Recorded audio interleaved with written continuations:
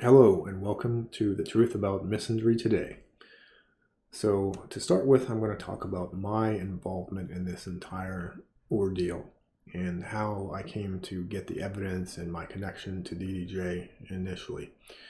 So I serve as a moderator for TFM on his Discord channel, and for a time I served as an admin and production manager in name, I guess you could say, for DDJ and his Discord server. I am also a member of the intentional community group that DDJ mentioned in his attack video on TFM, the very first one. And so that was basically how I came to be so closely connected to all of this. There were other members, and we'll get to that. The primary ones being myself, DDJ, Apocrypha, the plumber, and Broccoli, and there might have been a couple other ones whose name escapes me right now. But one key thing is that we were going to set this up on the property of a woman whose Discord handle, I'll just say, is Cassie. And she is a married woman. And at some point, she had DDJ live on one of her properties. She's pretty well to do. And so she and her husband own multiple properties. And DDJ was put up on one, given fairly low rent. He even tricked her mother into buying him food, an older woman with dementia. So, that was one less bill for him to pay too. So he was living pretty good. And the whole time he was doing his YouTube videos, and I think for some of it he was, doing the TFM show and shilling his book and all that fun shit. And everything really started going downhill when Apocrypha showed up. He had left where he was living for a long time, and he showed up to begin to set up on the property, get that process started. And that's when everything started going to shit. Basically, DDJ, Apocrypha, and other MGTOW were talking business. And Apocrypha, being an autistic guy with an extremely high IQ, like genius level we're talking about, ended up humiliating DDJ. And I think that, DDJ being the narcissist that he is, that really hurt his fifis. And from that point on, he would just really probably started hating Apocrypha. But the major thing that really set him off is, for some reason, he believes that Apocrypha and Cassie had an affair. And from what I have gathered, and I have some evidence, I can't show you guys. I'll do some reading, though, of this email, which looks more like a novel. I'll just read you some highlights from it, but it pretty much looks to me like DDJ was obsessed with Cassie. One of the first things he said to her when they met in person, when she picked him up from his location, was, "We're going to make love. You and I are going to make love tonight," or some shit like that. And of course, that didn't happen. So I do believe that a big part of DDJ's problem with Apocrypha was that jealousy. Even though, let's be real, I highly doubt that the affair ever happened. Look, I really don't believe that, actually, because of Apocrypha and what he has going on. There's no way. So, on that note, I'm going to go ahead and read you guys a little bit of this email. And I'm going to have to replace, the names One of the reasons I can't show you the email is because it's going to require a lot of editing, which would be names, locations, and all that fun stuff. And by the time I got done editing it, you'd just be like, what the fuck is this? You know, anybody could have wrote that. So either way, it's too much work for me to go and edit it and it not really be worth nothing. So what I'll do instead, and the funniest part is the old Bobby boy knows this is real. So if he ever comes across this video, he's gonna fucking lose his mind. Let's see where to start. Like I said, I'm just gonna read you some excerpts from this. All right, we'll start with this part. He says, and I'm gonna paraphrase. He says, then we moved to last night. Cassie contacted me, instigated a fight, and we discussed Apocrypha via text. She then claimed that the three of us needed to speak. So I asked her to call and conference us, because not only do I not like drama, bullshit, I wanted this completely put to bed. Cassie immediately went radio silent, never responded. I reached out to Apocrypha. He remained radio silent.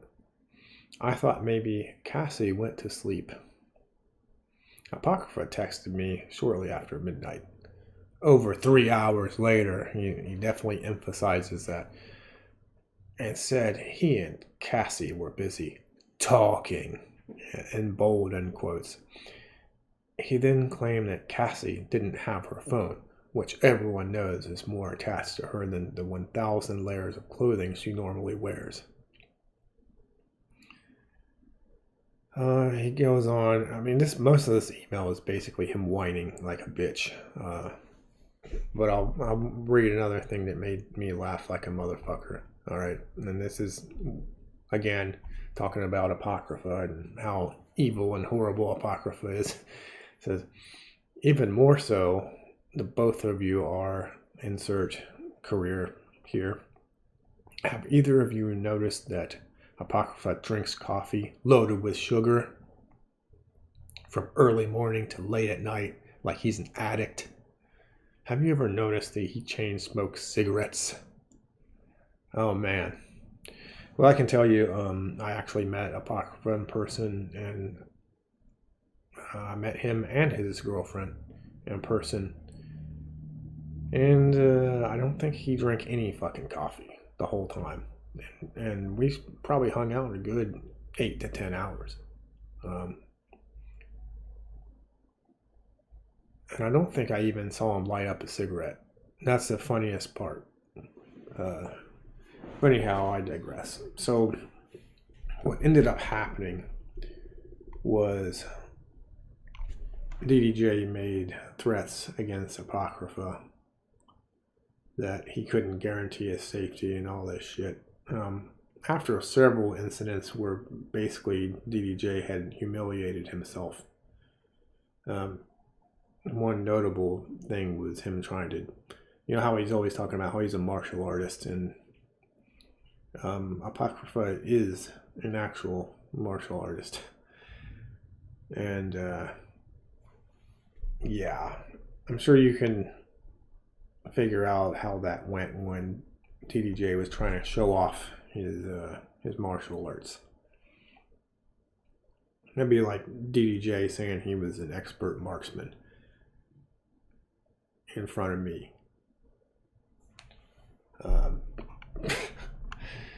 It wouldn't be a good look, Bobby boy, to use your stupid little phrase.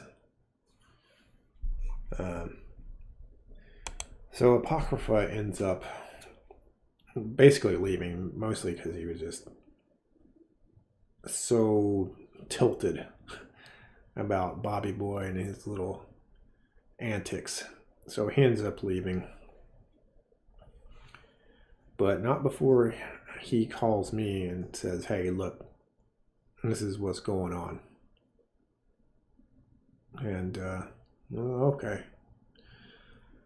So I get the story from him, and then, you know, I'm pretending that I don't know shit when DDJ starts calling me on Discord and Skype and trying to like vent to me, but he's not using names or anything like that. He is venting, whining, bitching, and I just listen to him. So I decide, you know what, I'm going to investigate myself. So I go to the location, and this is, sorry, I also, before this, I called Cassie and her husband and talked to them a little bit about it. And I finally decided, you know what, I'm going to go to their house and talk to them face to face. You know, you can learn a lot more when you look someone in the eye and you shake their hand. All right, so I ended up going to do that, and the person whose story I was mostly wanting to hear was actually Cassie's husband, because he's not in this red pill shit. He's not in Discord. He don't know. I mean, he seems more like just a naturally red pill dude. He doesn't know all the terms or anything like that. Like, he is a man's man. He works on motorcycles, rides motorcycles, and goes rock climbing. He's not some fucking fat tub of shit that plays video games all fucking day. Right? So I got his story, and basically he, oh man, it was very amusing. I mean, he basically told me that old Bobby Boy just sat around and dick around on the computer, and he was supposed to be doing legal work for them, which he actually really wasn't. And what I mean by that is, as a paralegal, I can't just tell someone, well, I'm going to take your case. No, people bring their case to the attorneys that I work for, and then once everything's filed with the court, then I'm told what I need to do for the case, and I get it done. That's how being a paralegal fucking works. So basically, Bobby Boy was doing some UPL, unauthorized practice of law. And that's another thing that really pissed me off towards the end, but we'll get there. So I get their story, and also checked out the property, which I'm pleased with. So I'm not out of the intentional community thing at all. But I'm digressing. So now I have a lot more information, and I go home. And we talk some more, and guess what? I get forwarded some emails and some screenshots and all kinds of shit. And as I mentioned before, I can't fucking show them to you without heavily editing them, and it just wouldn't look good. So that's why I can't really throw it on the screen. I know everybody's real names and all that shit, so that's the real reason for doxing concerns. So anyways, at some point, little Bobby starts telling me, hey, oh God, hang on. I'm getting ahead of myself. So there's a lot of back and actually I'm going to end this here, guys, and I'm going to start another one. So we'll get to a part 2, because I think I'm limited to 15 minutes a piece. So I'll see you on the next one.